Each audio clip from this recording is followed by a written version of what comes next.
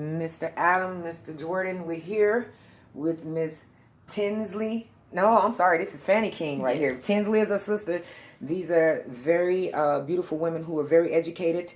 As we bring forth more programs, the Smart Home Consultant, we have a lot of mothers who are willing to work, and I would like to choose her as one of the administrative staffs. So I'm just going to kind of let her tell you a little bit more about her. And she's going to do the actual pre-screening interview. So your turn. My name is Fannie King. I'm 36 years old. Will be 37 in September. I'm a graduate of Alcorn State University. I majored in mass communications, which specializes in troubleshooting, customer service, public relations. I also went to the University of Louisiana at Monroe, and I received my master's degree in creative writing, English literature. I taught for a little while, and I'm now currently in the retail world. I'm a manager on duty at Dollar General here in Tallulah, Louisiana. I have two sons. Corey is 13 and Eddie is 10, and we are all residing here in Tallulah, Louisiana.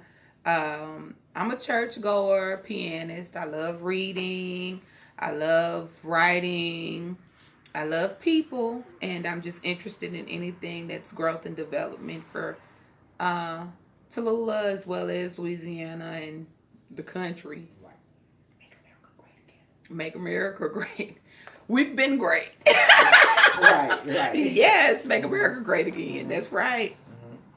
So, you said your name. You've given a lot of it. So Yeah, just go into your next. The hardest thing that I've ever done, oh my goodness, I have got to say that motherhood is one of the hardest things that I've ever done. I found education, academics to be pretty easy. And so I have two boys who are kind of struggling academically, and it's a new thing for me because I've always excelled, even without trying, I've done well in school. And so my oldest son is struggling in math, and my youngest son is struggling to just pay attention.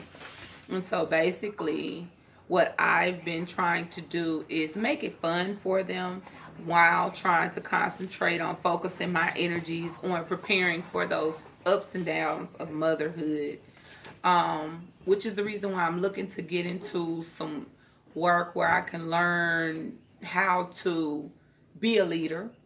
I feel like that'll inspire my kids, and also where I can gain the proper insight and growth for myself so that I can grow as a mother. Now, you had told me earlier as we talked that you have training in etiquette and so forth and so on. And I just thought that would be something good that you can bring towards the kids before they actually even touch down or go anywhere. Right. And so that's one of the programs that we want to kind of install a little bit more of the etiquette programming, and maybe you can talk a little bit more and give them more of an insight of. I think a lot of people think that etiquette is dated. They think that it's not utilized, but it's not utilized day to day in friendly converse situations, but where you are actually expected to do business and be professional, etiquette is definitely a plus. Knowing to speak when you enter a room, smile when you enter a room, these things help to soften how people feel about you, leaning forward towards people while they speak, nodding, not in agreement, but that you're listening, looking people in the eye. A lot of people today will underestimate those things, but those things are things that can definitely help to bring about the type of situation that you expect. You want people to say yes. Those can get you the yeses that you're looking for, along with other things that have more so to do with the specifics of how you speak to people, how you bring about your plans.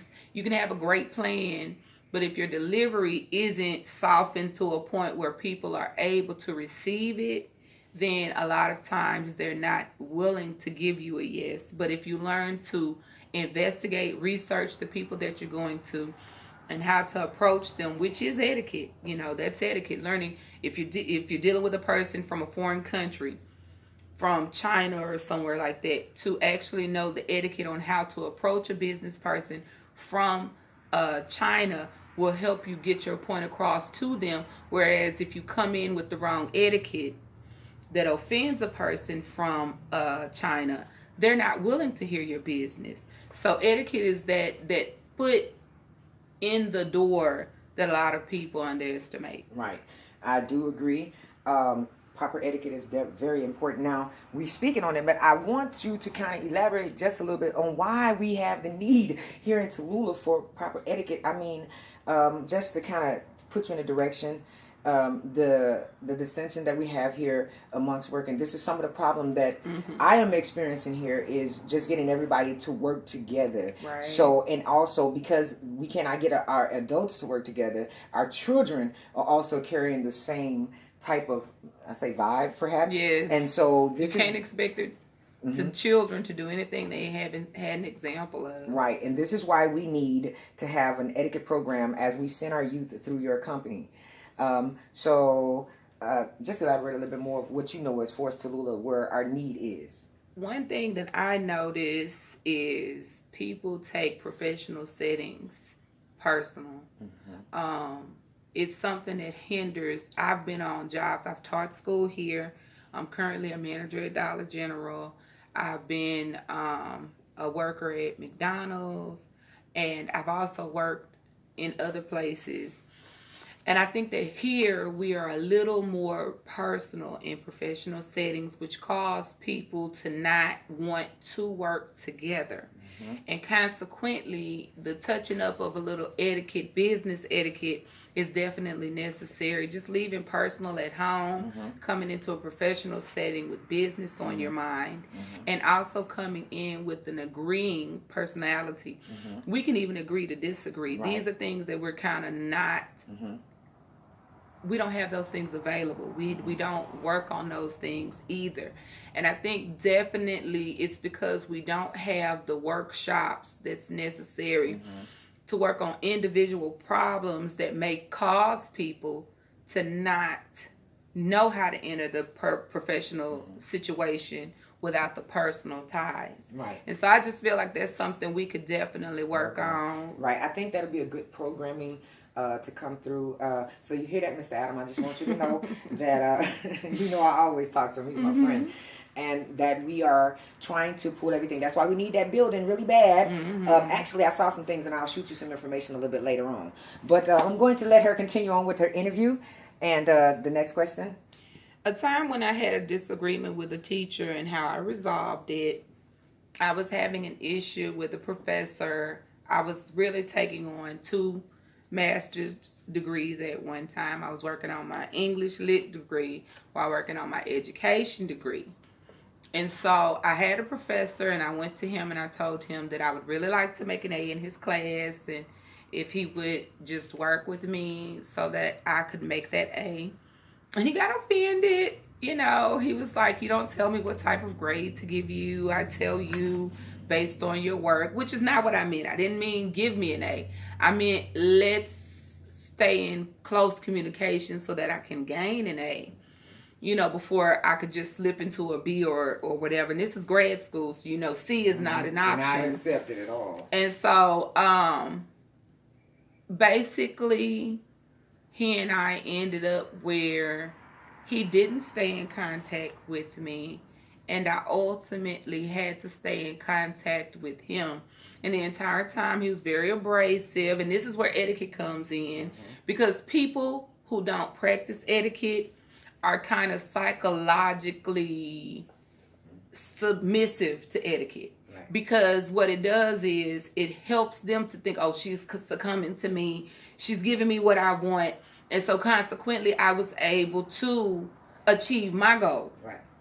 And so that's the thing. You kind of have to learn how to use those traditional forms of flattery, you know, in order to make people feel comfortable enough so that you can achieve the desired goals. And So I did finish with my master's degree. And I think that's very important in sales. The flattery, you're going to walk into people's homes and you need them to feel very comfortable with your personality. So what I'm hearing is you're going to address the personality flaws. Communication, like you said, a lot of people are not able to communicate well, and so we'll be able to build them and to make them into business professionals. Right. You want people, the thing that we learn in customer service, you know, there's a saying that says the customer is always right. Right.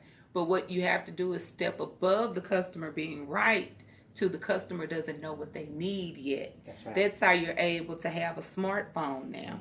That's how you're able to have computers now. Because there was a person who was able to look at what a customer needed and supply that need before the customer could even be right. That's right. And so it's about being one step ahead with as many current trends as you can come up with. That's right. And also being one step ahead in making sure that you're supplying the customer with the overall, I have your best interest at heart. And we're going to continue to work together. That's right. That's right. That's a blessing right there. I know that this sound like a small step back or something like that, but that's where we at, Mr. Adam. We out here trying, and Jordan, we out here trying to get them. So Jordan, be very patient with my people. We working on them, Jordan. Yeah. We working on them. Go ahead. I'm willing to travel to Arkansas. I don't have a vehicle right now. But I'm definitely willing to travel if I can catch a bus and we can work those things out. I have no problem. I have some people in Arkansas. I don't know in what specific spot I would have to travel to. But I'm definitely willing. I've never been convicted of a crime or a felony, anything like that. The last 2 jobs I've had, this job here at Dollar General, I love it. The only thing that I have a problem with is the hours. She gave me like 17 hours this week. And it's just not enough. You know what I'm saying? But the working with the people, I absolutely love it. The last job I had before Dollar General, I was a home